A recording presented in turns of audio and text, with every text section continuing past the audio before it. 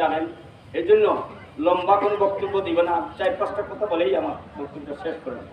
কথা হচ্ছে এই যে নবী মুহাম্মদ সাল্লাল্লাহু আলাইহি সাল্লাম সম্পর্কে এই ছাড় একজন দার্শনিক লিখেছেন, পৃথিবীর সেরা 100 জন দার্শনিক, কবি, সাহিত্যিক, সমাজ সংস্কারক, রিফর্মটা যত আছেন 100 জনের উপরে নাম দিয়েছেন মুহাম্মদ সাল্লাল্লাহু আলাইহি সাল্লাম।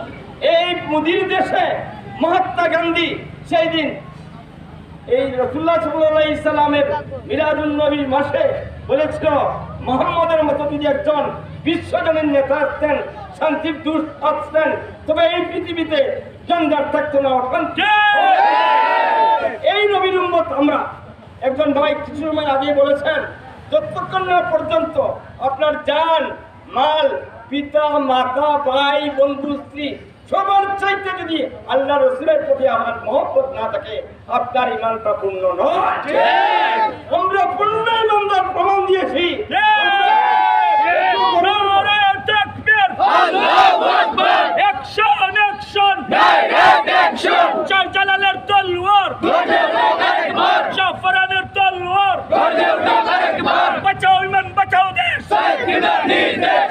বন্ধুগণ, আপনারা হতাশ হবেন না, মুসলমানরা বিশ্বময় জেগে উঠেছে। প্রত্যেক জায়গায় যদিও আপাতত যুদ্ধ বিগ্রহ করতেছে, এমন এক সময় আসবে বিশ্বময় এই ইসলামের পতাকা, মুহাম্মদ সাল্লাল্লাহু আলাইহি সাল্লামের আওয়াজ পৃথিবীতে ছড়িয়ে যাবে। দূরে নয়, মুসলমানরা জেগেছে, ফিলিস্তিনের হামাস নেতারা জেগেছে, লেবাননের মুসলমানরা জেগেছে, ইরাকের মুসলমানরা জেগেছে, সিরিয়ার মুসলমানরা জেগেছে, সমস্ত বিশ্বে মুসলমানরা জেগে উঠেছে। আমি বলবো, শিবাজির প্রেতাত্মা, মুদির প্রেতাত্মা তথা কথিত সন্ন্যাসী ইসলাম সম্বন্ধে জানে নাই বিদায় এই সমস্ত মুহাম্মদ সাল্লাল্লাহু আলাইহি সাল্লাম সম্পর্কে জানায়। এর জন্য একজন কুলাঙ্গার, একজন অশিক্ষিত দণ্ডঘর, আইয়ামে জাহিলিয়াতের যুগের সেই ব্যক্তি এই মুহাম্মদ সাল্লাল্লাহু আলাইহি সাল্লামের সম্বন্ধে আজ 1400 বছর পরে এই কথা বলছে। তুমি একজন কুলাঙ্গার, তুমি একজন ব্যর্থ, তুমি কিছুই জানে না ইসলাম সম্পর্কে, মুহাম্মদ সাল্লাল্লাহু আলাইহি সাল্লাম সম্পর্কে কিছুই তোমার জানা নাই। তুমি এক কথা বলে পার হবে না।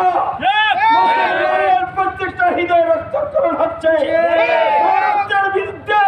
যেইভাবে মঈনুদ্দিন চিশতি রহমতুল্লাহ আলাইহি, হযরত শাহজালাল মুজাররদি ইয়ামানি রহমতুল্লাহ আলাইহি মিশন নিয়ে এসেছিলেন, সত্যের দাওয়াত নিয়ে এসেছিলেন, এইভাবে ভারতে একদিন দিল্লির পিন্ডিকে দখল করবে এই মুসলমানরা।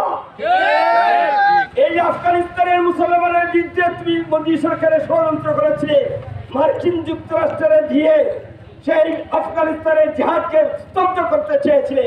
অন্যায় 16টা দেশ অন্যায় আক্রমণ করে এই দেশ থেকে বিতাড়িত হয়েছে। আজ আফগানিস্তানে ইসলামের পতাকা উড্ডীন হচ্ছে। তাই আপনারা সবাই ধৈর্য ধরেন, ইনশাল্লাহ একের পর এক বিভিন্ন জায়গায় প্রতিবাদ হচ্ছে। গত কয়েকদিন আগে আমরা সেই মানিকগঞ্জ বাজারে সেই প্রতিবাদ করেছি, আজ রাখালগঞ্জ বাজারে হয়েছে।